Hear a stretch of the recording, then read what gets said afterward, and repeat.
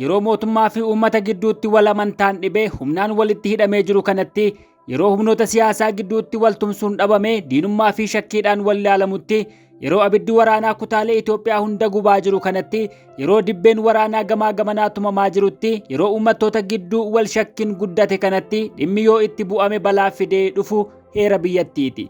Saboota kan walitti hidhee jiru mootummaa fi uummata kan walitti fidu tokkichi heera biyyaati.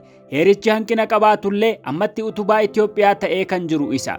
Heerichi kan tuqamu taanaan biyyattiin akka callee aal tokko citee dhangala'eeti. Bakkitti qaban hin jiru. Waggoota 6 asitti dhimmi yeroo adda addaatti tuqamee dheekkamsa kaasu tokko dhimma heera fooyyessuuti. Heera fooyyessuun gaarii ta'e walamantaan humnoota siyaasaa gidduu waan hin jirreef mootummaa fi dhaabota siyaasaa gidduus wal shakkiin waan jiruuf mariin hunda hirmaachisee geggeeffamuu dhabuu isaatiin fooyya'insi heeraa kun ifatti waliif galamuun hin danda'amne. Ammaan dura wal hubannaan humnoota siyaasaa gidduu waan hin jirreef hojiitti seenamuun kan dadhabame dhimmi heera fooyyessuu amma marii biyyaalessaa keessatti dhimmi kun akka ilaalamu ajandaan dhiyaachuutu himamaa jira. Garuu Komishinii marii biyyaalessaa kanarraallee amantaa dhabuudhaan dhaabonni ajandaa sabaa tarkaanfachiisan baay'een dhiisanii keessaa ba'aniiru. Dhaabonni siyaasaa Oromoo lamaan Adda Bilisummaa Oromoo fi KFO'n warra komishiniin marii biyyaalessaa walaba mitii jedhee keessatti hirmaachuu dhiisedha. Tibba kana sagantaa ajandaa walitti qabuu komishiniin marii biyyaalessaa qopheesse irratti mootummaan heerri akka fooyya'u kutaan heerichaa fooyya'us sirna federaalizimii afaan yookiin sabarratti hundaa'ee diigame teessuma lafaatiin akka ijaaramudha. Kun ajandaa yeroo dheeraa mooraa Habashaa keessaa dhaga'amaa ture yommuu ta'u bakki kun utubaa heerichaa kan saboota biyya kanaa Itoophiyaa jalatti qabee jirudha. Dhimmi kan biraan tumaa heerichaa keessaa akka fooyya'u Habashootaan gaafatamaa ture mirga hiree murteeffannaa sabootaati. Qabxiin ijoon heerri akka fooyya'uuf gaaffiin dhiyaataa ture qabxiilee kana lamaan hiree murteeffannaa sabootaa fi caaseffama federaalizimii bulchiinsa biyyattiiti. Ajandaan kun kanaan dura garee hayyootaa fi paartilee siyaasaa Amaaraa fi leellistota tokkichummaatiin dhiyaataa kan ture yommuu ta'u amma ajandaa kana kan dhiyeeffate mootummaadha. Biyya kanatti murtiin yookiin fedhiin mootummaa kan hin daangeffamne ta'uu isaatiin haalli kun yaaddoo uumeera. Qophii keenya har'aatiin heera fooyyessuu fi fedhii isa duuba jiruun wal simsiifne isin biraan geenya. Kanatti aanee kan isiniif dhiyaatu guutummaansaa kitaaba Hundee Gaaffii Oromoo kan Lammii Beenyaa barreesse irraa fudhatame.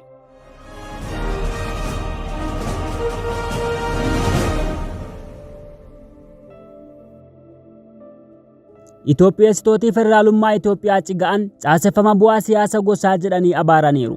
Finnoota caaseffama isaan dhalatanis fala osoo hin taane daba tokkummaa Itoophiyaa diiguuf aggaamame bu'aa harcooyii yaadaa Istaaliin akka ta'etti fudhatu.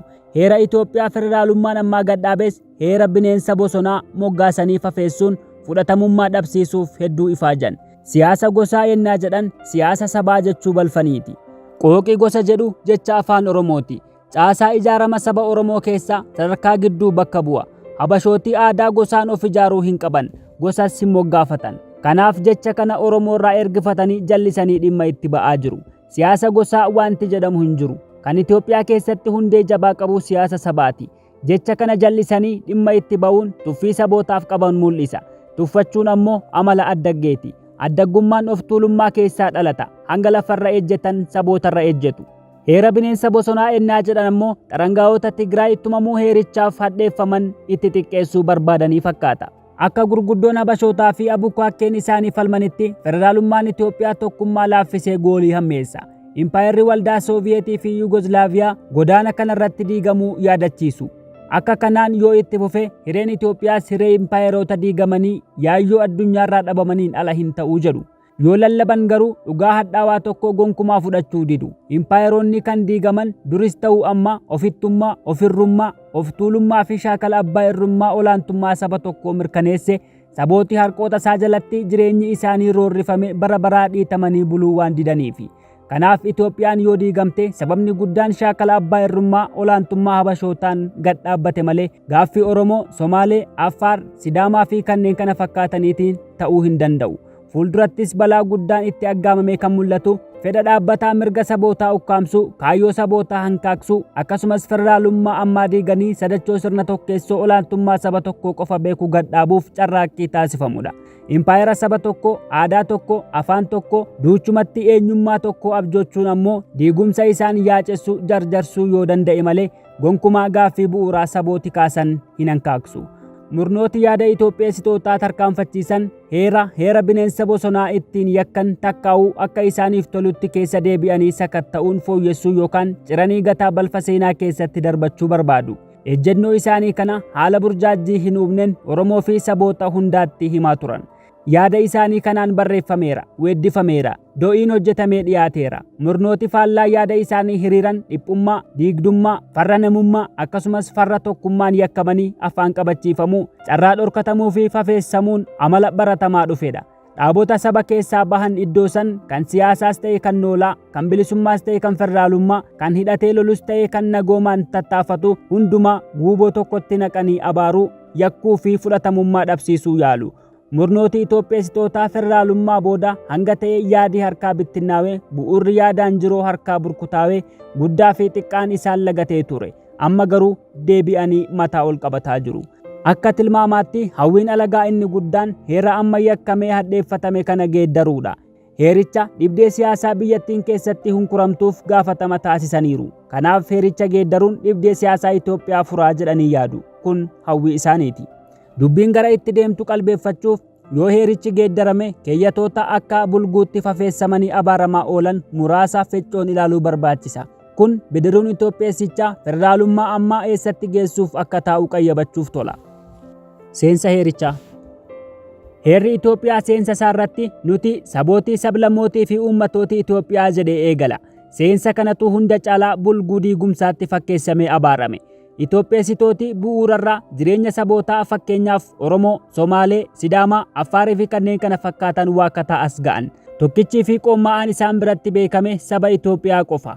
Qooqi saba jedhu Habashoota biratti hin beekamu. Barattooti jaatamoota keessa sooshaalistummaa cuubaman yaadota Leeninii fi Istaaliiniin haala qabatamaa Itoophiyaa keessatti kooyinuuf kanaaf rakkataa turan. Itti kabeebsaaf jechi gi'izii keessaa soqamee argame biheer kan jedhuu fi irra guddaa gurmuu hawaasaa dhala namaa caalaa lafa bakka kan bu'utti dhimma bahan. Fakkeenyaaf akka afaan gi'iziitti zabiheer bulgaa jechuun nama biyya bulgaa jechuudha. Kanaaf rimsamni saba jedhu durumaanuu barsiifata Habashootaa keessa hin turre. Hubannoo dhabootti fedhiin siyaasaa ennaatti ida'amu ammoo haala hammeessaa uuma. Qabiyyeen seensa kanaa waa lamaaf hadheeffatame. Tokko nuti sabooti sablammootii fi uummatootii Itoophiyaa ennaa jedhu raggaasistooti heerichaa birmadoota of danda'anii ijaajjan gaafa federaalummaa sanarraa dantaa ija qabu dhaban gaa'ila itti seenan diiganii deemuuf haboo olaanaa akka qabanitti fudhata. Hanga ribsama kanaan deemametti tokkummaan Itoophiyaa yoomiyyuu balaa itti aggaamame jala jiraataa jedhee yaadda'a. 2. Itoophiyaa keessa uummatoota malee sabootii of danda'anii ijaajjan hin jiranii jedhee amana. Yoo jireenya sabootaaf beekamtiin kenname yoo bubbule malee sabootii adda addatti beekaman biyya ijaarrachuurraa humni duubatti deebisu hin jiru sodaata. Sodaa kanaan ababbara. Yaaduma Istaaliin yoo fudhanne saba jechuun hawaasa uummata tasgabbii qabeessa seenaan walitti qabame kan afaan, daangaa, jireenya dinagdee fi dhaaba ayyamqawaa waloo irratti hundaa'ee fi aadaa waloon mul'ifamuu jedha. Hiikuma kanarratti yoo walii galame impaayerri Itoophiyaa guuboo sabootti itti cafaqaman yookaan akka jecha Ernest Gaallerritti mana hidhaa sabootaati. Gogaa falmuun yeroo ofii gubuu yoo ta'e malee Itoophiyaan saba tokko yaadi jedhu hin deemsisu. Kaayyoon gogaa falmaniif ammoo saboota impaayeratti walitti cafaquun saba tokko Itoophiyaa, aadaa tokko Amaaraa, ilaalcha tokko Itoophiyummaa gadhaabuuf nuffii malee carraaquudha. Aangoo heera Itoophiyaa keessatti tarreeffame keessaa kan akka keeyyata 39 al tokkotti leelloo fi ciigoo keessummeesse waan jiru hin fakkaatu.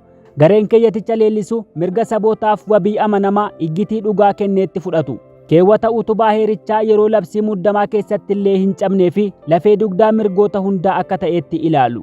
Mirga sabooti fedhaan adda ba'uu heeyyamuun yoo waliin jiraachuun dadhabame filannoon lammataa jiraachuu beekanii sun akka hin dhufneef of eeggannoon wal kabajaa, wal qixxummaa, gaarummaa, qajeelummaa fi obbolummaa akkasumas dimokiraasummaan godoo tokko keessa akka jiraataniif karra banaa egereen keenyas yoos miidhagaa jedhu. Kanaaf keeyyata 39 hidda yabbuu saboota fedhaan walitti hidhee yaaddoo diigumsaa raawwachiisee jedhanii mararfatu. Faallaa kanaa cigaatoti keeyyatichaa ammoo keewwata tokkummaa Itoophiyaa ifatti diigee yaada jedhuun hadheeffatanii mormu. Keewwatichi akka yaadame abbaa irrummaa, olaantummaa saba tokkoo fi dhiittaa mirga dhala namaatti karra cufe osoo hin taane goolii, jibba, finxaalessummaa fi atakaaroo akaakuu hedduu saboota gidduutti uumame nagoomaa fi tasgabbii golgoleessuun komatu.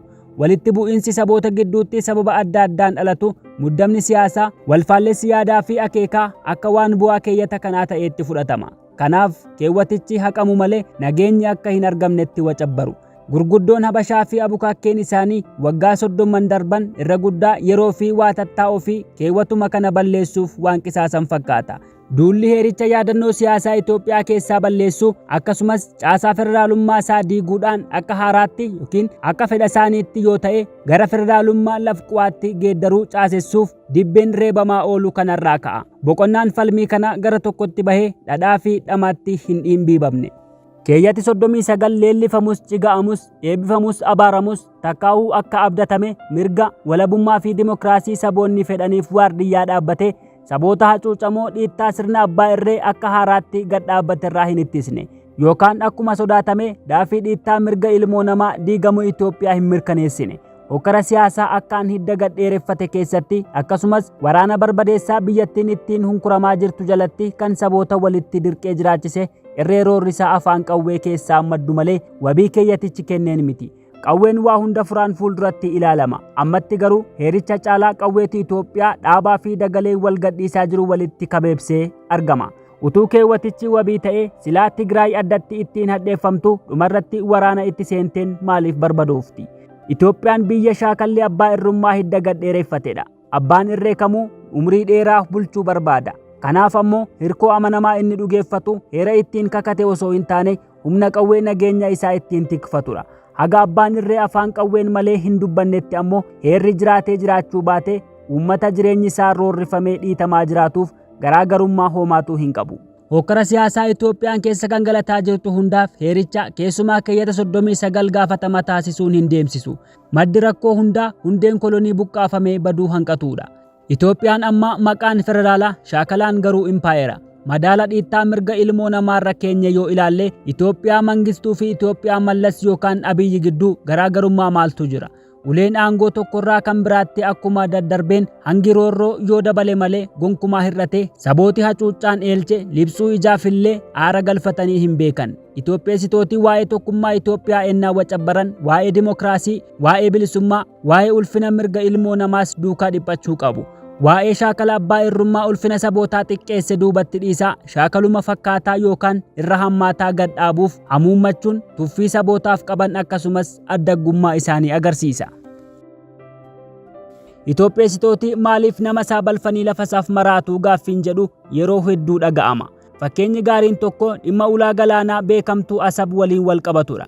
Asab ulaa tokkicha Itoophiyaa galaanatti fullaastuu fi addunyaan wal qunnamsiiftu turte.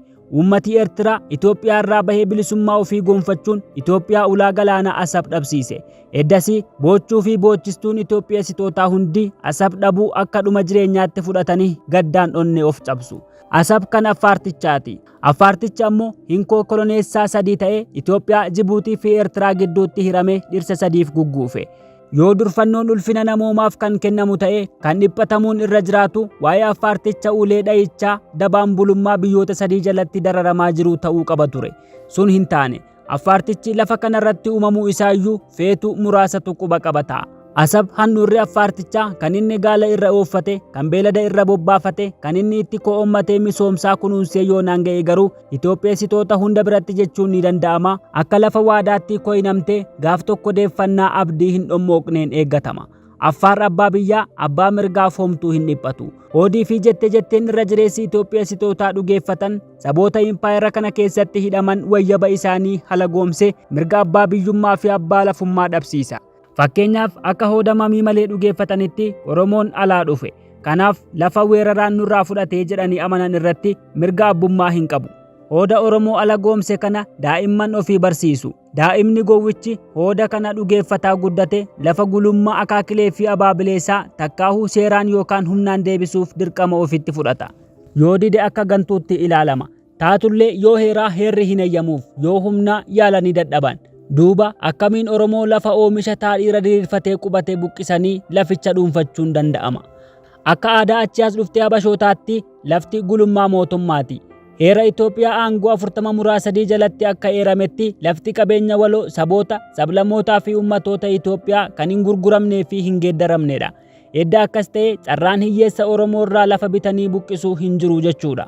Gaggabni Itoophiyaasitoota lafa labsa hin dhommooqneen shaqaxa akka fedhetti bitamu, gurguramuu fi geeddaramu taasisuudha. Yoo lafti shaqaxa ta'e Oromticha, Anyuwaakicha, Nyuweericha, Barticha, Gumuzicha, Somaalticha, Shinaashichaa fi kanneen kana fakkaatan amma akka tokkoon yookaan akka biraan dhiibbatan akka salphaatti karaa seera qabeessa lafa isaa dhaalanii qullaatti hambisuu danda'u. Maallaqni humna aangoodha, jireenya. Dureessi hiyyeessa caalaa mirga, bilisummaa fi carraa akka qabu beekamaadha. Itoophiyaa keessa coba dafqa ofiin duroomanii carraa uumanii saba ofii kan tajaajilan muraasni akkuma jiran, dureessitooti bara baraa sirnatti hirkatanii dafqa uummataa saamaa, qabeenya biyyaa dhuunfataa, seeraa alummaa akaakuu halleen qabeenya leecalloo fi waatattaa tuullataa kanneen of kootomsan hattoonni hedduminaan argamu. Mootummaa dhufee darbu hunda keessatti bulcha yeroo gadhaabuuf qooda olaanaa kan kennan dureessitoota hattoota qabeenya biyyaa fi dafqa uummataa saamtudha. Mootummaan bulcha yeroo tokko sabarratti, lama dureessitoota hattoota irratti hirkata. Mootummaan habashootaa al tokko impaayera al biraa federaala jedhaa aangoo irratti wal furan akka sabaatti feetuu Amaara yookaan Tigree keessaa bahan. Kanaaf sirnatti hirkatanii duroomuuf carraa bal'aan kan abba tokkootaa yookaan murnoota isaan keessaa bahaniiti. Dureessota holqa Finfinnee keessa riphanii asii fi achitti gamoo dheeraa tarreessan, kaampaanota gurguddaa hundeessan, warshaa adda addaa kan banan, shaqaxa alaa galchaa dhiyeessii alatti baasan, warshaa dhaabanii warqee fi meetii lommoxan, qonna babal'aa, geejjibaa fi industiroota akaakuu halleerratti iddoosan, diittota hunda ilaalaa osoo sirnatti hirkatanii qabeenya biyyaa fi dafqa uummataa hin saamin kan sadarkaa sana ga'e argachuun ciimmaa qeerransaa ta'a. Gabaabumatti Itoophiyaatti osoo sirnatti hin hirkatiin duroomuurra gaalli uraal ilmoo keessa darbuutu salphata. Kanaaf Itoophiyaa keessatti gingilchaa tokkoon saboota hunda yoo gingilchine eenyutu irra dureessaa gaaffii jedhu deebisuun nama hin rakkisu. Harcooyin Itoophiyaasitoota holqa Finfinnee keessa riphan akka tokkoon yookaan akka biraan yakki saamichaa qabeenya biyyaa fi dafqa uummataa harka isaaniirra jira. Saboota irratti gantummaa raawwatanii duroomuu isaaniitiif leeyyoon homaatu ittiin dhaga'amu. Ammas taanaan carraan biraa argamnaan gantummaa dabalataa raawwatanii aangoo qabachuu yookaan qabeenya horachuurraa humni duubatti isaan deebisu hin jiru. Gantoonni kunneen hagamuu tokkummaa Itoophiyaan dhaadatan libsuu ijaafillee tokkummaa dantaa sabootaa guddisee ulfina biyyaa ol kaasuuf dhaabbatanii hin beekan. Dabeessota, yakkamtoota, cubbamtoota. Itoophiyaa keessatti keessumaa lafti magaalaa warqee fi meetii caalaa gatii guddaa baasa. Magaalaan gatiin lafaa samii tuqe ammoo Finfinnee Oromtichi irraa buqqaafamuu fi dhiibbatamudha. Heerri Itoophiyaa bittaa gurgurtaa fi geeddara lafaa yoo hayyame dhuguma eenyutu bitachuu danda'a? Oromoon bitachuu danda'a? Qonnaan bulaa hiyyummaan dugda kutee bitachuu danda'a? Haati hiyyeessaa godoon itti dhimmisuu bitachuu dandeessi? Horsiisaan eegee loonitti rarra'ee gammoojjii keessa jaawwaree jiraatu bitachuu danda'a? Sabboontichi siyaasaan yakkamee ari'atamu bitachuu danda'a? Gonkumaa hin danda'an. Lafa bitachuu kan danda'u dureessicha hattuu qabeenya biyyaa fi dafqa uummataa saame qofa yookaan ammoo ilmaan isaa fi kanneen isa waliin hidhata addaa qaban qofa.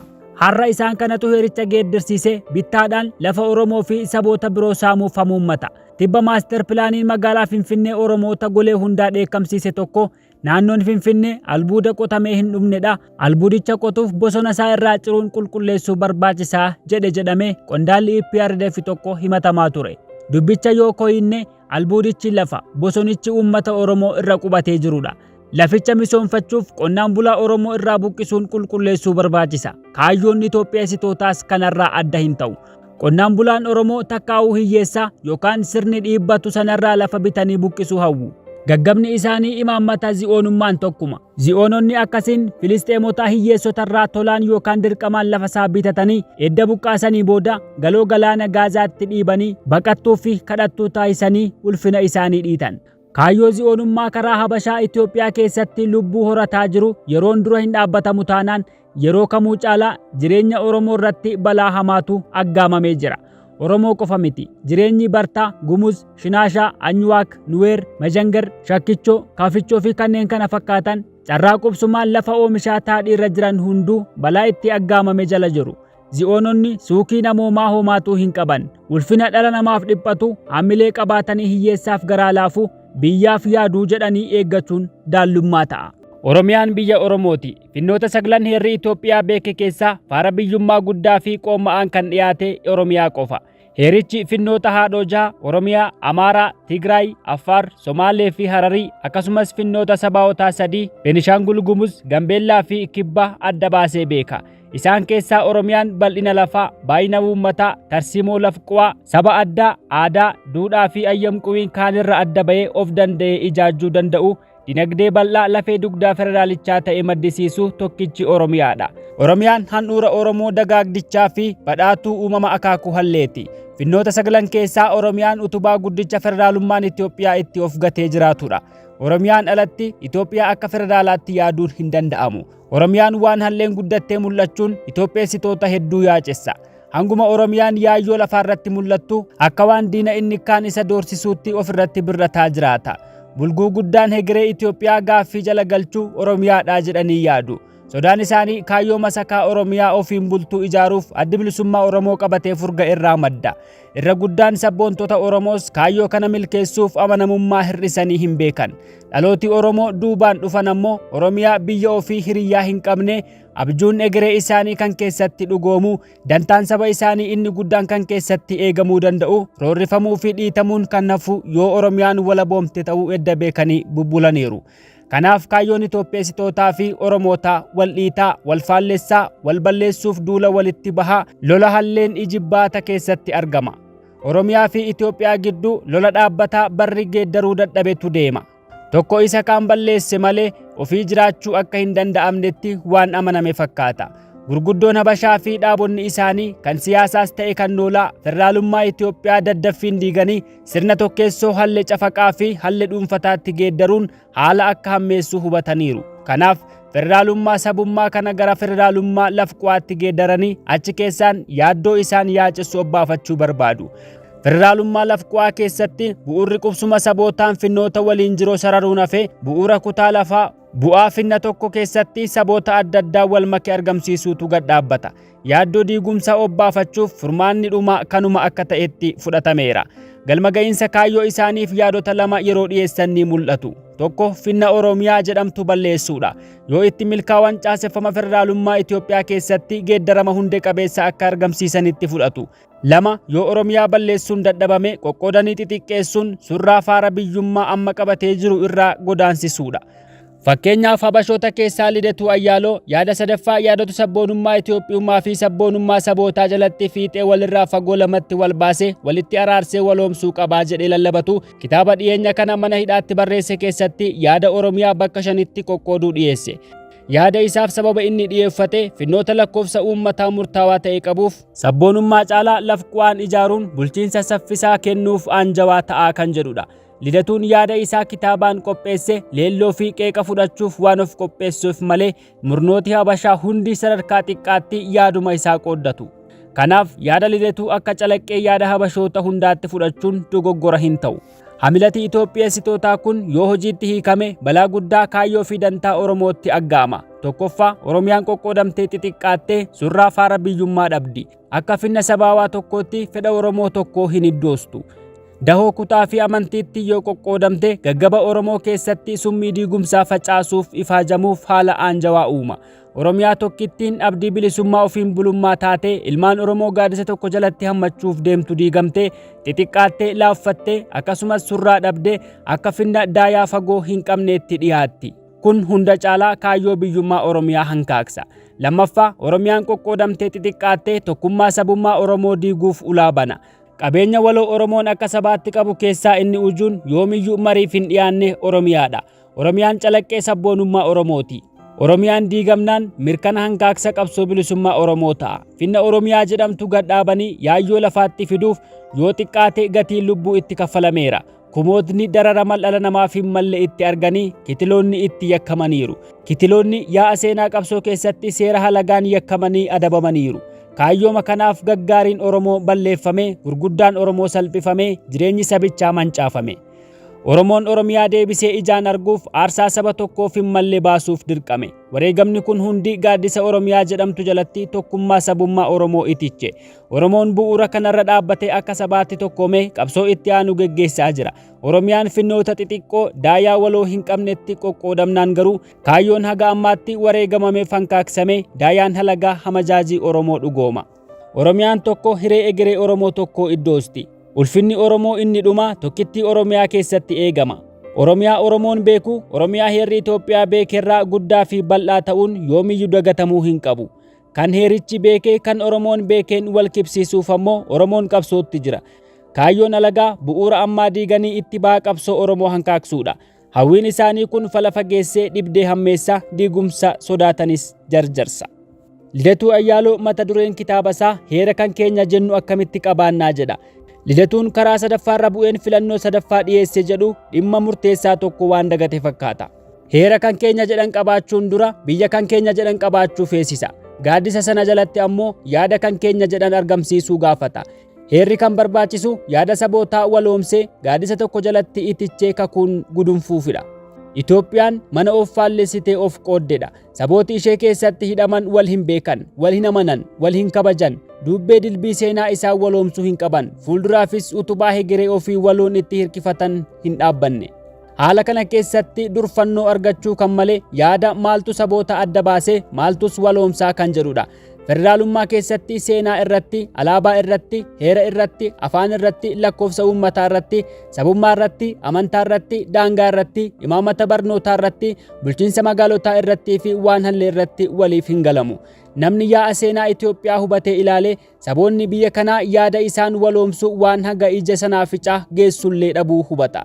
Seenaa wal saamuu, aadaa wal saamuu, daangaa wal saamuu, injifannoo wal saamuu, maqaa gaarii wal saamuu, kanarra darbees wal kuffisuuf wal gaadi'uu, hamaa waliif hawwuu fi kanneen kana fakkaatan irra tarkaanfatame bu'uura gaarummaa waloo gadhaabuuf waan nafii qabu yeroo yaadamu, yeroo carraaqamu hin mul'atu.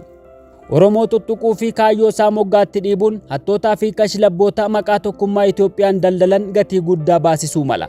Yeroon adabadhu yoo hin jedhamne gaaga'amni dhufu Oromoo caalaa isaan hubuu danda'a. Waloo Tsaggaayee Gabramadiin tibba tokko akkas jedhee ture jedhama. Raachonni baay'een sagalee ol fudhatanii wacanillee ulfina isaaniif kan callisan qurxummii hedduun galaanicha keessa jiru. Oromoon gabaa wacaa fi wacabbaraatti makamuu didee callisuun isaa hidatamee bu'aa qabsoosaa hunda duubatti deebisuuf gaggabama yoo ta'e, obomboleettii dheekkamsaa Oromoo biraa ka'uu maluufis ammuma akka of qopheessaniif yoo gorfaman gaarii ta'a. Oromoon halbee itti qaramaa jiru haga mormi irraa muramutti callisee ilaala jedhanii yaaduun gowwummaa ta'a. Of bara sabummaa fi sabboonummaansaa kana hin ayyamu. Qophii keenya har'aa kana kitaaba Lammii Beenyaatiin barreeffame Hundee Gaaffii Oromoo kan jedhu irraa fudhanne. Qabiyyee kitaabichaa guutummaasaa yuutuubii keenya kallattii jedhu kanarraa argachuu dandeessu. Nagaan.